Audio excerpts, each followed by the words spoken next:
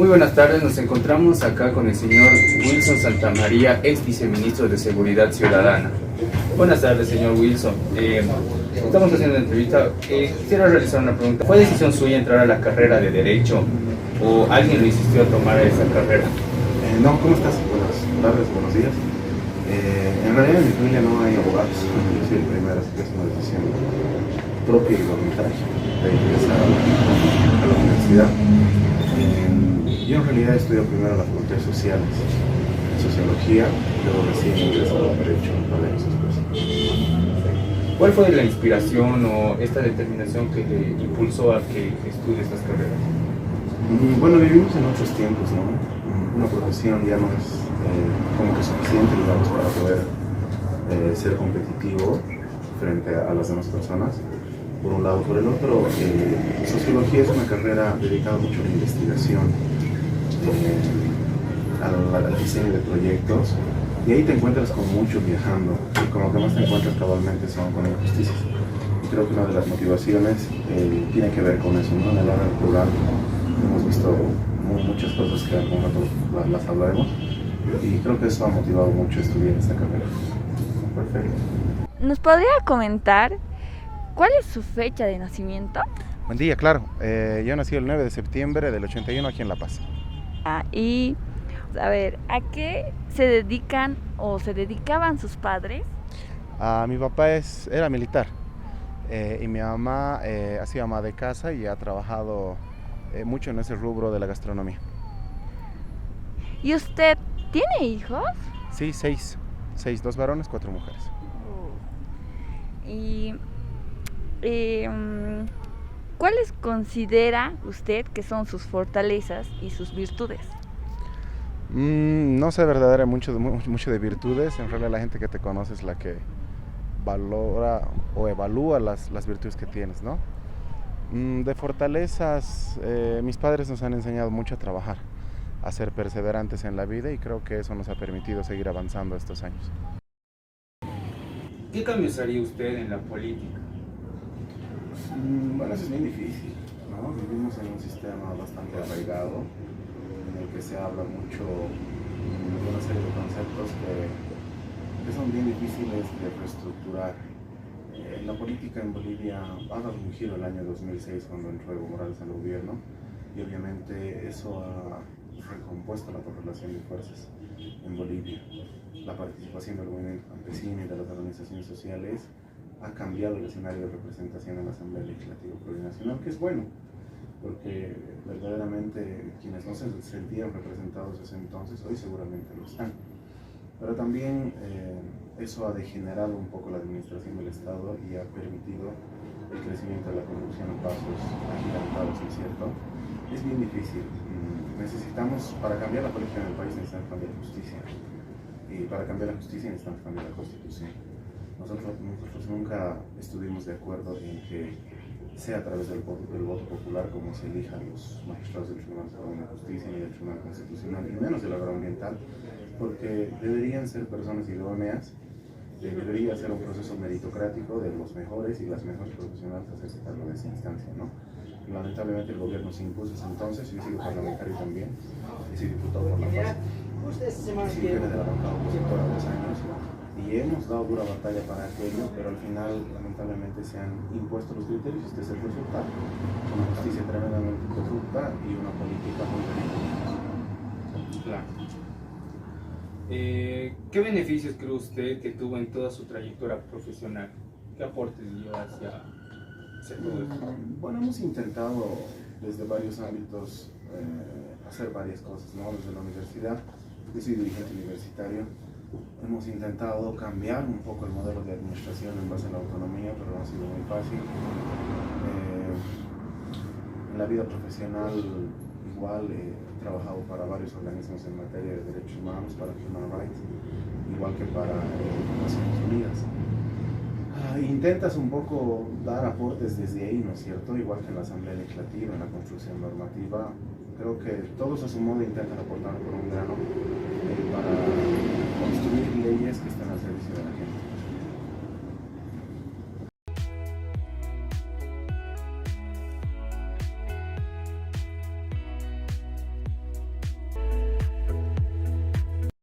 ¿alguna vez tuvo algún problema de salud?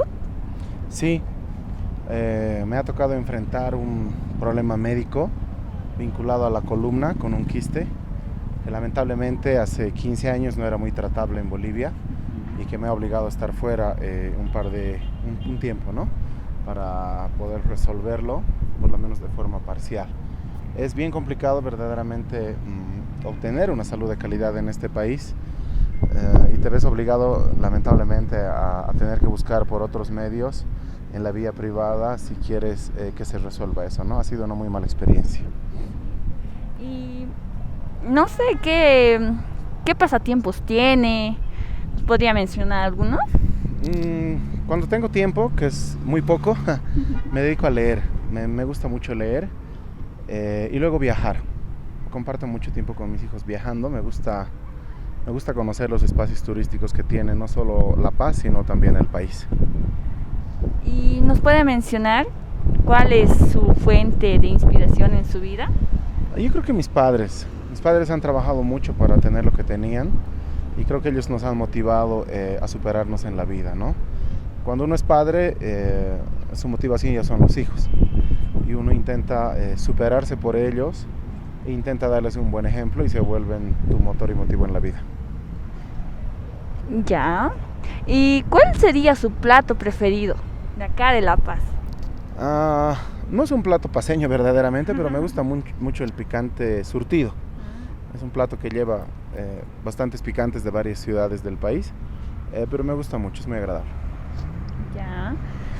Y a ver, ¿qué es lo que más le atrae de la ciudad de La Paz?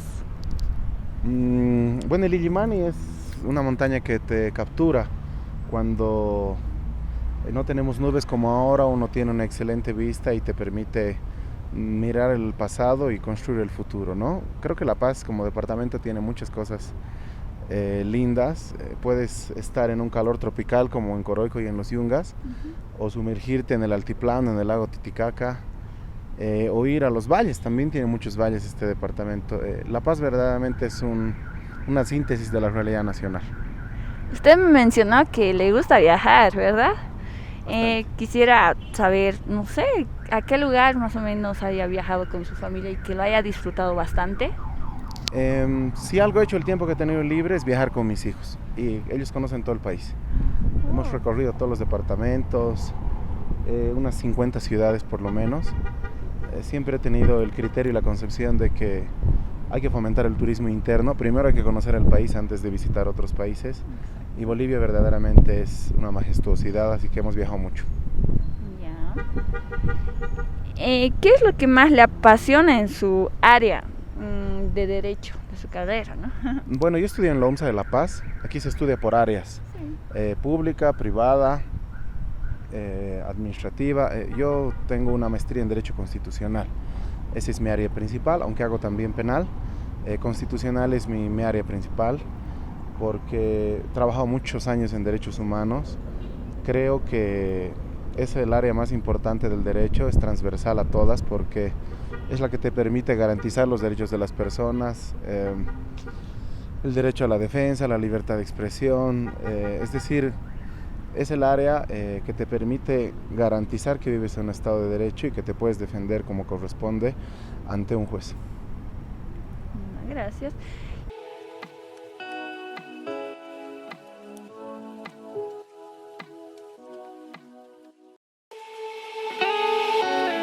¿Usted considera que el ámbito político tendría pros y contras? ¿Por qué? Puedes preguntarle eso a Yanine Áñez, ¿no? Cuando la gente no te quiere, el contra es que te quiere meter preso. Y esa pobre señora, en mi criterio, ahí está pagando culpas ajenas, ¿no? Y el pro es como en el gobierno que vemos actualmente, o sea, cuando son compañeros ellos se protegen, se cuidan, se defienden y obviamente dejan en la impunidad muchas acciones que la sociedad reclama, ¿no es cierto?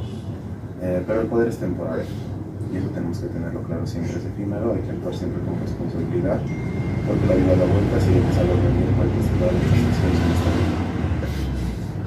¿Cuánto tiempo ejerció el cargo de ministro de gobierno y qué experiencia le dejó? Cuando Arturo Murillo fue sustituido en el último tramo del gobierno, asumí la responsabilidad de ser ministro muy pocos días, porque ya estábamos entrando al proceso electoral, por cierto, y la instrucción de la presidenta entonces era garantizar un proceso transparente, tranquilo, que fue lo que hice, junto con otros ministros más y la ayuda de la policía y las Fuerzas Armadas. Yo en realidad me he desempeñado más como viceministro de Ciudadanos Ciudadanos durante un largo periodo y he acompañado en el Ministerio de la Presidencia también en corto tiempo el proceso de pacificación en el país. Antes de eso estaba en la Asamblea Legislativa, he sido diputado por mi región y he trabajado casi todo el periodo constitucional cumpliendo mi tarea de diputado nacional. Usted cuando pasó por el cargo de viceministro de Seguridad Ciudadana, ¿cree que aumentó, rebajó los casos de lo que es, ¿no?, la inseguridad en todo esto? Lo que pasa es que recibimos un país caótico, ¿no? O sea, todo el mundo quería matarse, todo el mundo quería acercar a todo el mundo y acorralar a todo el mundo. Recibimos un país en muy alta conflictividad, bloqueado, militarizado en varias regiones y con mucho enfrentamiento en otras. Entonces, hay que ser muy responsable para el manejo de los números. Este gobierno siempre compara los resultados de ellos con la administración nuestra de 10 meses. Siempre los números van a ser mejores porque no había pandemia, bueno, ahora, porque no había restricciones, porque había comercio, por varias razones. En el caso de la inseguridad, los números son muy fríos, ¿no? Es decir, se mide por el porcentaje en el crecimiento de asaltos, robos, violaciones, robos de vehículos y varios otros que no los trabajamos nosotros, en realidad son indicadores internacionales en base a los cuales trabajan las policías del mundo en coordinación con Interpol. Pero yo te diría que el nivel de conflictividad que recibimos en el país al que entregamos bajaron muchas cosas. A pesar de los pocos recursos y las malas condiciones, intentamos generar un clima de mayor tranquilidad. Obviamente la pandemia ha generado un escenario distinto. Nunca habíamos tenido que intentar estar en casa y obviamente con la gente en casa es más difícil para los ladrones robarte, ¿no es cierto?